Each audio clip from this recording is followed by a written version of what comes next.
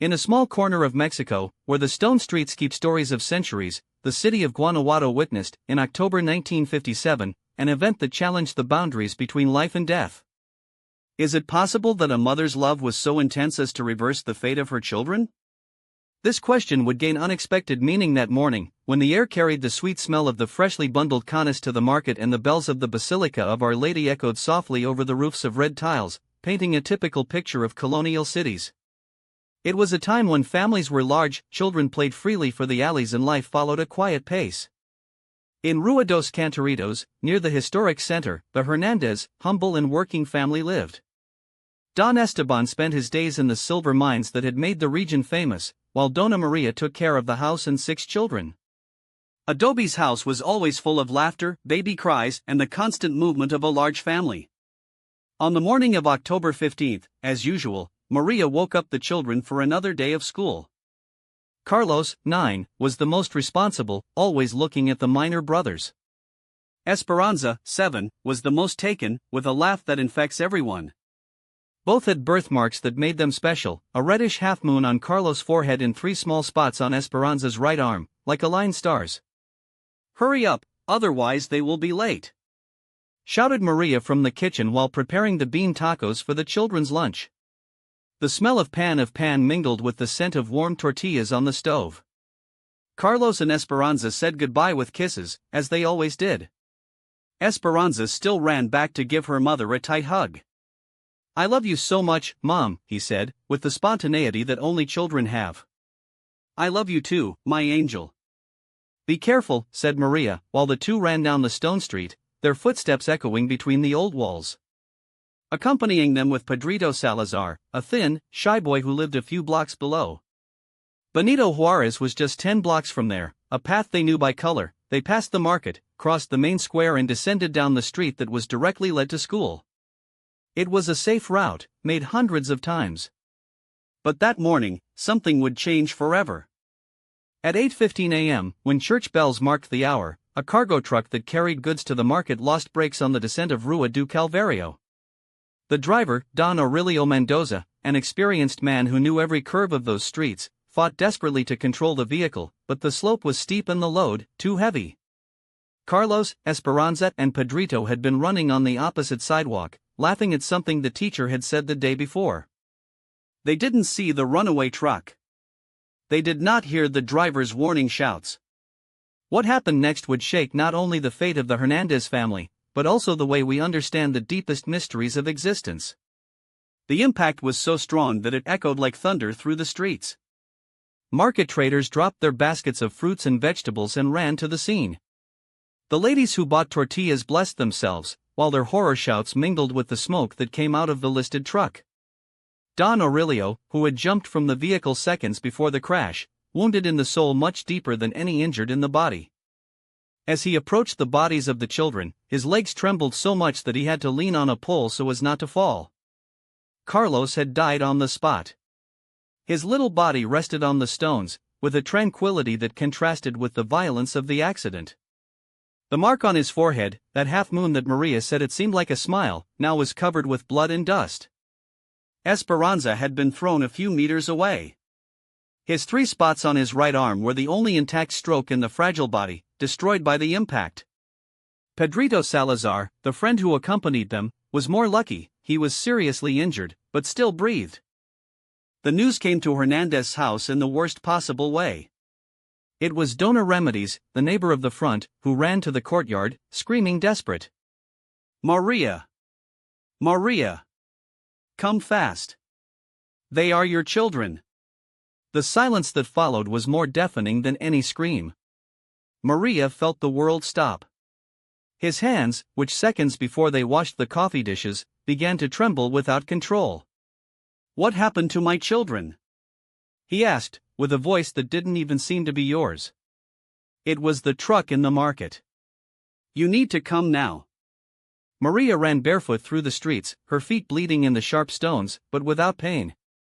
The only thing that mattered was to reach their children, hug them, confirm that it was all a nightmare. But upon arriving at the place, your world collapsed. The bodies of Carlos and Esperanza were covered with shawls that the women on the market had placed on them. Even so, Maria immediately recognized them by the shoes, the way they were when they slept, small and defenseless. No! No! His scream did not seem human. She threw herself over her children, hugging them with a force that came from the depths of her torn soul. Wake up, please wake up!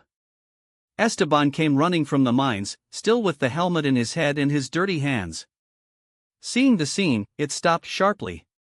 His legs, used to carrying 50-pounder bags, could not support him. He fell to his knees over the stones, crying as he had not cried since he was a child. Father Sebastian of the Church of Refuge has come to give the extreme utterance. His hands trembled as he made the sign of the cross in the children's tests. In 40 years of priesthood, he had performed many funerals, but had never seen such a pure pain, as devastating as Maria Hernandez. He was crouching next to a broken branch, simulating it was the steering wheel of a truck. In a voice too serious for a 3-year-old, she repeated, "Be careful, Carlos, this way is dangerous." The mother said to go down the main street. Maria dropped the wooden spoon in the pan. The words, the intonation, even the gestures of the girls were identical to those of their dead children. She would recognize the tone of voice anywhere. It was the way Esperanza called her older brother when he distracted himself on the path of school. It was the way Carlos, with his 8 years of early responsibility, warned the sister about the dangers of the streets of Guanajuato. Maria's hands shaved when she opened the back door. The twins stopped playing as they saw her, as if they had been caught in something forbidden. Jimena, or would it be Hope? He ran to hug his legs while Lucia, Carlos? Standed, looking at the ground with the same serious expression that his eldest son had when he was worried. "Mama, why do you lores?" asked Jimena, passing his fingers through Maria's wet cheek. It was the same question that Esperanza asked whenever she saw her mother cry.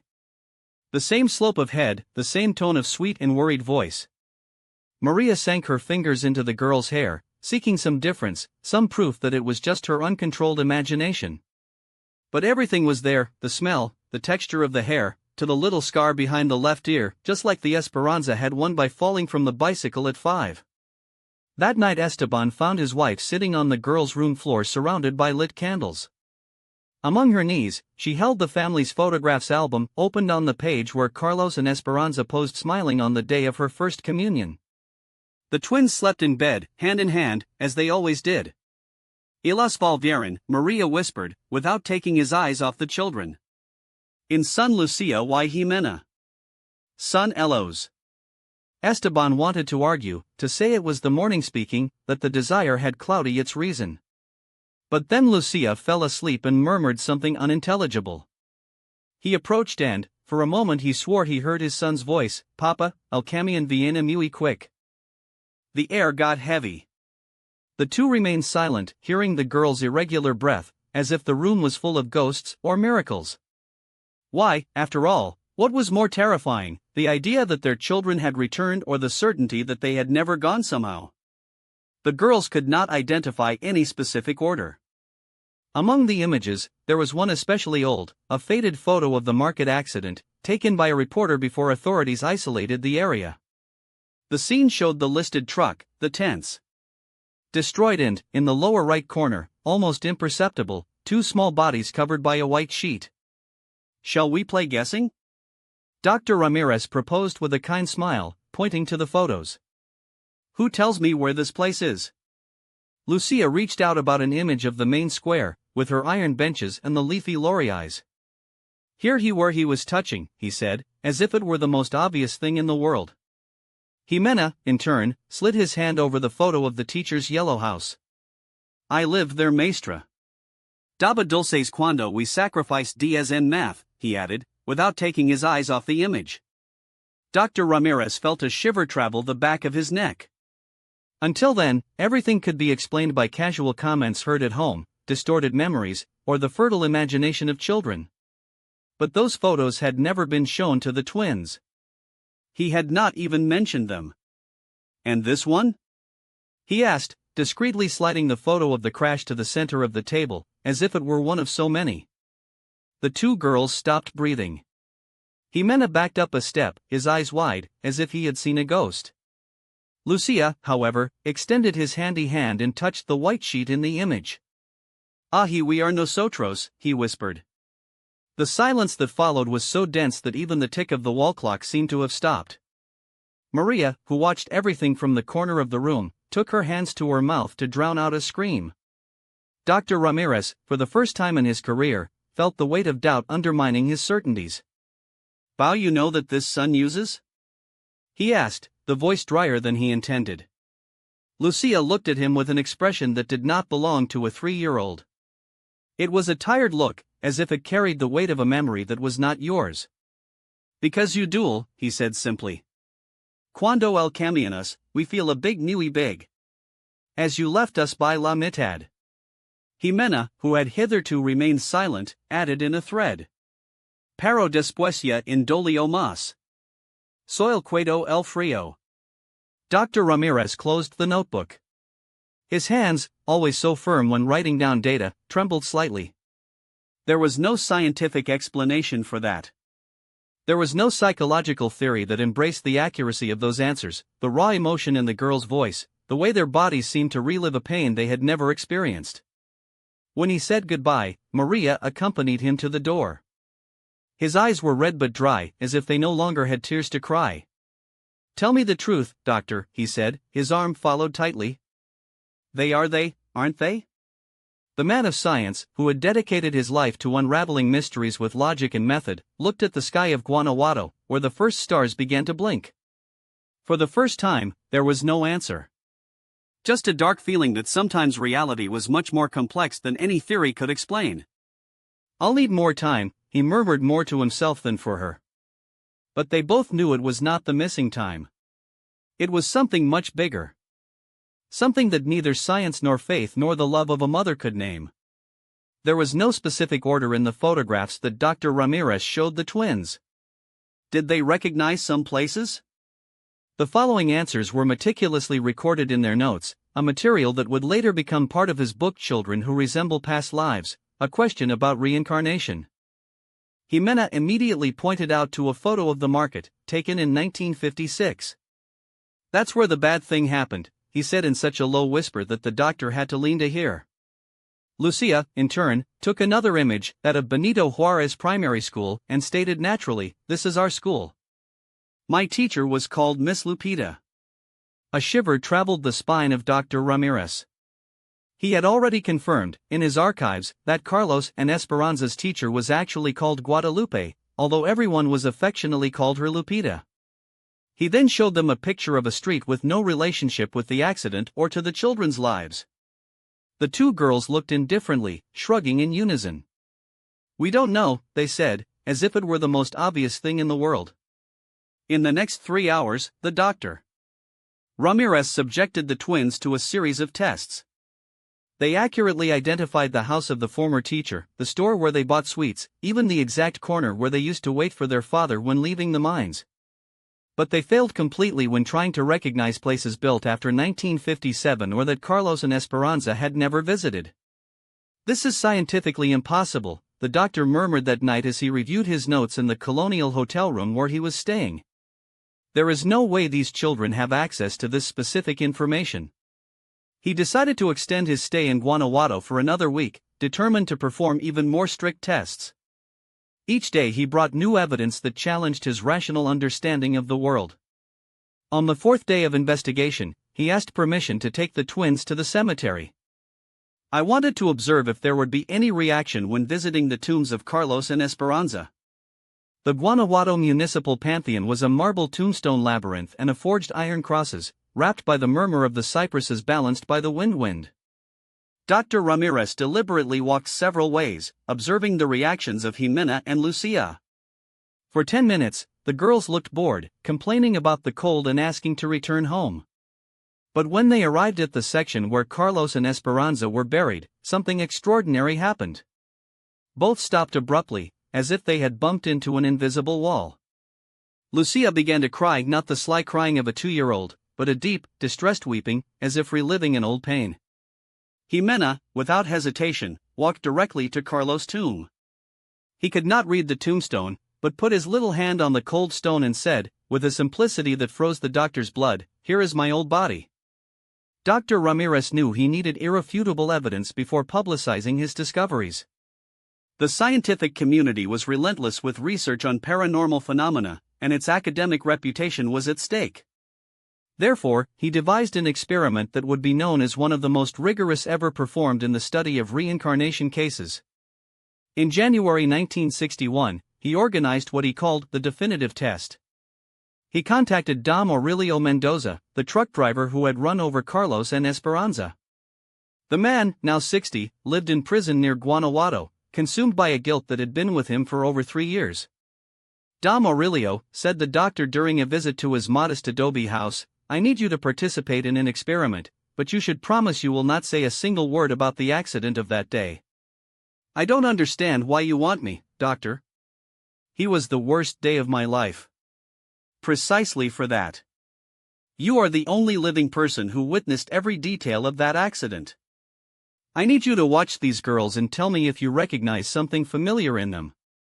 Dom Aurelio accepted it, moved more for curiosity than for the desire to relive that tragedy. The experiment was conducted in the courtyard of the Hernandez house on a Saturday morning when the sun drew long shadows among the bougainvilleas. Dr. Ramirez positioned a 16mm movie camera to document everything. Maria kept the twins, now 2.5 years old, distracted in the courtyard, while Dom Aurelio hid behind the kitchen door, where he could watch them without being seen. Girls, Dr. Ramirez called, can you show me how they were going to school? Jimena and Lucia exchanged a look that contained a silent communication, something the doctor had already noticed frequently between them. Without hesitation, they began to stage a scene that would shake any witness. Jimena took Lucia's hand, and the two walked down the courtyard, shaking their arms together as the brothers did when they were happy somewhere. Come on, Esperanza, who are already late, Jimena said, with a strangely mature voice for her age. I'm going, Carlos, but my shoe is loose, Lucia answered, stopping to adjust his right foot, just as Esperanza had done that fatal morning. Dom Aurelio, in his hidden, began to tremble. Dr. Ramirez noticed that the man had paled as chalk. The twins continued the representation with details that cut the air like blades. Jimena pointed to a corner of the courtyard and shouted, Esperanza! Care! Do, the truck has no brake. Both turned to where the vehicle was supposed to be, with expressions of genuine terror in their children's faces. Lucia clung to Jimena's arm, just as Esperanza clung to Carlos's final seconds. We can't run! Shouted Lucia. The stones are wet. Then they slipped simultaneously, falling to the ground floor of the courtyard just as they had fallen over the moist pavement of the market street. The sound of the imaginary impact echoed in silence as a revived nightmare. Dom Aurelio staggered by his hidden, with tears running down his face marked by time. My God, he murmured. It's exactly as it happened. Every movement, every word, it's the same. He approached the twins, who now played quietly as if nothing had happened, and knelt before them. Do you forgive me? He asked, his voice broken. Can you forgive me for what happened? Jimena looked at him with those eyes that sometimes seem to keep the wisdom of other lives. We forgive, Mr. Aurelio. We know it was not your fault. The truck had no brake. Dom Aurelio began to sob in an uncontrolled way. For 3 years, he had carried the weight of the death of those children, and now, at that moment, they were themselves, in those little new bodies, which gave them the forgiveness they needed so much. Dr. Ramirez turned off the camera with handy hands. In 30 years of career, he had never witnessed something that so deeply shaken the foundations of reason. But there, in that sunny courtyard of Guanajuato, the border between the possible and the impossible had broken down like smoke to the wind. The death itself. Science, with its rigorous methods, could discuss evidence for decades, but for those who lived that story, the truth was engraved in gestures, in eyes, in detail that no theory could explain. Dr. Ramirez carefully kept the objects in the shoebox, the hands still slightly trembling. It was not just the confirmation that those children recognized lives they had not lived, it was the way they did, with a naturalness that could only be born from the deepest memory. The pink last, the blue canic, there were no mere objects, but bridges between two times that had somehow intertwined. When the study results were published in 1962, the case of the Hernandez twins not only shook the academic circles, but became a lighthouse for those looking for answers beyond the limits of logic. For Maria, however, the report pages and black and white photographs were just a pale reflection of what she saw every day: her daughters, playing in the same courtyard where, years earlier, 2 other children had run under the same sun. The difference was that now, laughter does not interrupt with the sound of a brake scratching the asphalt. The years passed, and with them, the memories of Carlos and Esperanza were dissolving, as paint in the water. At the age of 5, Jimena no longer talked about Canica of Luck as if he had found her in Rio. Now she kept her in a carved wooden box, a gift from Dr. Ramirez. Lucia did not mention Aunt Rosario anymore, but the pink lace still adorned her hair on party days, like a silent inheritance. "This is how it happens," explained the doctor to the girl's mother during their visits. "Souls are not coming back to get stuck in the past, but to heal what was open. When the wound closes, they move on." And Mary watched in silence as her daughters grew. Jimena, rather a mirror of Carlos' seriousness, now designed Guanajuato landscapes with color that seemed invented, as if to see the world through a filter that only she had. Lucia, who had once repeated Esperanza's trees, developed such a sweet voice that the neighbors stopped to hear her sing at the afternoons, accompanied only by the sound of the cicadas. "They are, but they are not," Maria thought as she saw them running among the bougainvilleas. The birthmarks, the half-moon of Jimena, the 3 spots of Lucia remained, as signatures of an old pact. But the personalities who flourished there were new, damp with life, like sprouts after the rain. Don Aurelio Mendoza, the man who had once carried the guilt like a cross, now sitting at the family table on Sundays, telling stories of the Guanajuato of Anthonjo while sharing sweets of tamarindo with girls. "Do you remember me?" you sometimes asked with a shy smile. "Of course, Lord," they answered. The Lord drove the truck. But there were no tears, no shadow of resentment. It was as if the forgiveness, once given, had dissolved to the memory of suffering. The case of the twins did not only change the Hernandez family, echoed the city like a bell. Father Sebastian began to include, in his homilies, reflections on the soul that is not erased, about the ties that even death is untied. Mothers who cried lost children came to the house of Spented, not in search of miracles, but any sign that love could, yes, find paths back. Some left candles lit at the gate, others just touched the wall, as if he could feel the heat of a familiar presence.